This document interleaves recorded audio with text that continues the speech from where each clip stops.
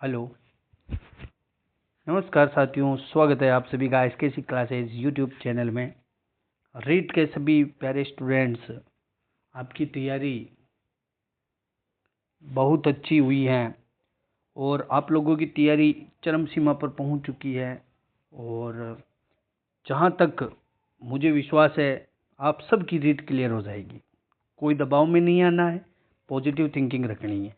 अभी साइकोलॉजी के अंतर्गत एक क्वेश्चन आपका यहाँ से मैं बिल्कुल कंप्लीट करवा दूंगा।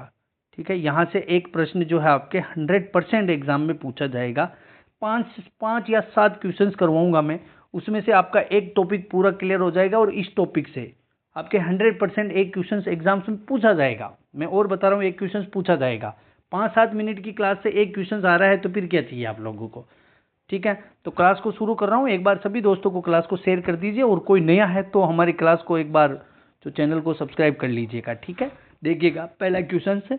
निमित्त अधिकांशतः अपने खिलौने तोड़ देता है। निमित्त व्यक्ति का नाम है, बच्चे का नाम है। ठीक है, वो अपने खिलौने तोड़ देता है तथा हर भाग को अलग कर अवलोकित करता है और फिर से वापस उसे जोड़ देता है। यहाँ निमित्त के कौन से मनोवैज्ञानिक गुण को प्रदर्शित किया गया है। देखिए, निमित्त खिलौने तो तोड़ रहा है और उसका जो टूटे हुए जो खिलौने के भाग हैं उन भागों को अलग अलग कर अवलोकित कर रहा है। ठीक है, यानी कि मतलब अनावश्यक हो गया ना, खिलौना टूट गया, अनावश्यक चीजें उनको भी वापस जोड़ के वो खिलौना बना रहा है। तो कहने का मतलब कुछ नया कर रहा है। निमित्त नया कर रहा है तो वो उसकी क्रिएटिविटी का प्रभाव है, सृजनात्मकता का प्रभाव होगा। 2 नंबर ऑप्शन यहाँ पे आपके राइट आंसर रहेगा। ठीक है, और ये सृजनात्मक बालकों पे 100% एक क्वेश्चन नहीं, कभी कभी 2 क्वेश्चन भी पूछ लिया जाता है, ध्यान रखना आप लोग। ठीक है, सृजनात्मक बालकों की प्रकृति कैसी होती है, इनकी विशेषताएं क्या है, अभी सब कुछ मैं आपको 5 से 7 मिनट की क्लास में कंठस्थ करवा दूंगा, कंप्लीटली समझा दूंगा, आप कभी नहीं भूलोगे। नेक्स्ट देखिएगा, वह चिंतन प्रक्रिया जो नवीन, मौलिक, उपयोगी विचार के उत्पन्न में लिप्त हो क्या कहलाती है। अब ये देखिए, नवीन शब्द, मौलिक शब्द और उपयोगी विचार, ये तीनों शब्द हमेशा सृजनात्मकता से संबंध रखते हैं। तीनों शब्दों को अच्छे से याद रखना। नवीनता, नवीन, नवीनता एक ही बात है। मौलिक, मौलिकता। उपयोगी विचार या उपयोगिता। ठीक है, ये चीजें ध्यान रखना, ये चीजें हमेशा सृजनात्मक बालकों की विशेषताओं पर आती हैं। ठीक है, तो यहाँ सृजनात्मक हो जाएगा। फिर नेक्स्ट क्वेश्चंस की बात करते हैं। ठीक है, अगला क्वेश्चन देखना, सृजनात्मकता में कौन सी विशेषता शामिल है। देखिएगा, आत्म अनुभूति, आत्म प्रेरणा और आत्म अभिव्यक्ति, यानी कि जो कुछ भी होता है सृजनात्मकता में सेल्फ होता है, ये चीज याद रख लेना। ठीक है, यहाँ सेल्फ सेल्फ सेल्फ। ठीक है, तो यहाँ सभी राइट हो जाएगा। क्या हो जाएगा, सभी जो है राइट हो जाएगा। प्रत्येक चीज जो बच्चा है सेल्फ करता है। ठीक है, यानी कि आत्म अनुभूति, आत्म प्रेरणा और आत्म अभिव्यक्ति। ठीक है, तो यहाँ सभी राइट हो गया। अगला क्वेश्चन देखिए, आगे सभी कंप्लीटली टॉपिक क्लियर हो जाएगा आपका। 5 से 7 मिनट दे दीजिएगा क्लास को, केवल 5 से 7 मिनट कंप्लीट। ये टॉपिक में से एक क्वेश्चन इससे बाहर नहीं जाएगा। देखिएगा, सृजनशीलता की विशेषताएं दिखा देता हूं मैं। सृजनशीलता में मौलिकता बताया मैंने पहले क्वेश्चन में, लचीलापन, प्रवाहशीलता, आत्म अभिव्यक्ति, आत्म अनुभूति, आत्म प्रेरणा, रूपांतरण की योग्यता और नवीनता। बस इन शब्दों को याद कर लो, आपकी सृजनात्मकता की सभी विशेषताएं क्लियर हो जाएगी। ठीक है, देखिए, सृजनशीलता में उच्च बौद्धिक योग्यता होती है और सृजनशीलता के अनेक आयाम और क्षेत्र होते हैं।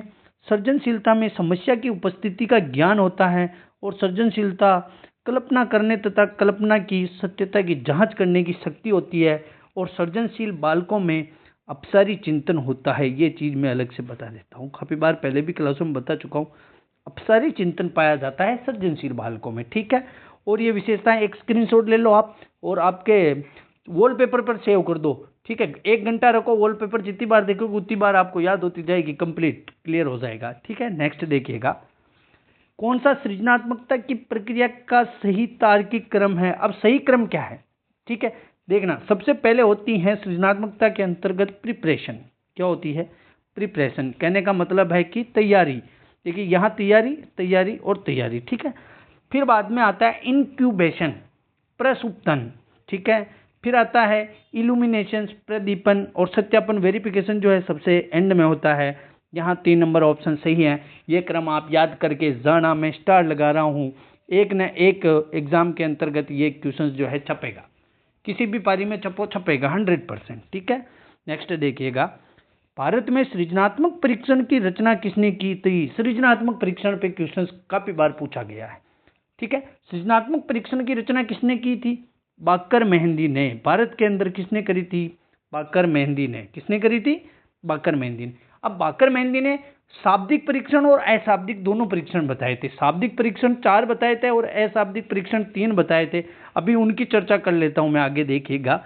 बाकर मेहंदी जो है, अच्छे से देखना, हिंदी में निर्मित परीक्षणों में सबसे अधिक प्रचलित परीक्षण बाकर मेहंदी का है, ध्यान रख लेना।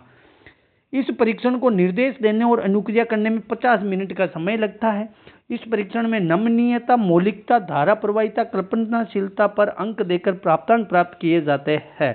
ठीक है, यह बाकर मेहंदी का परीक्षण की जो है विशेषता थी।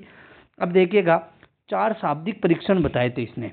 पहला परिणाम परीक्षण, दूसरा असामान्य प्रयोग परीक्षण, तीसरा नए संबंधों का पता लगाना और चौथा है उत्पाद सुधार परीक्षण।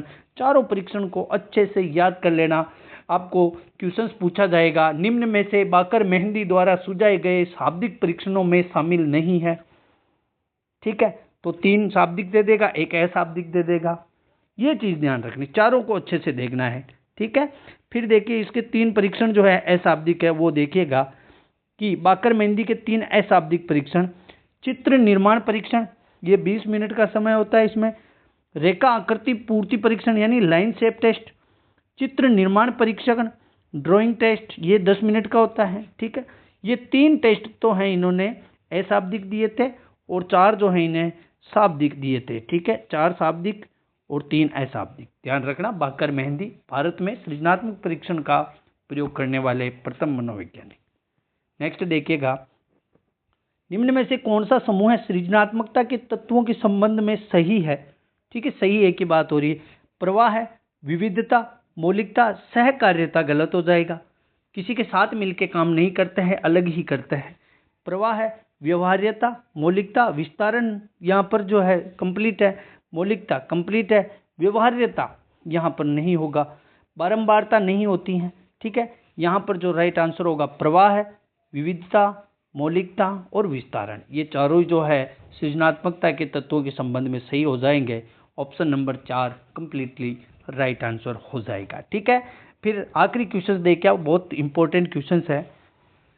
सृजनात्मकता एवं बुद्धि के सह संबंध के बारे में कौन सा कथन सही है? सृजनात्मकता और बुद्धि के बीच में क्या संबंध होते हैं, इस चीज पे क्वेश्चन है।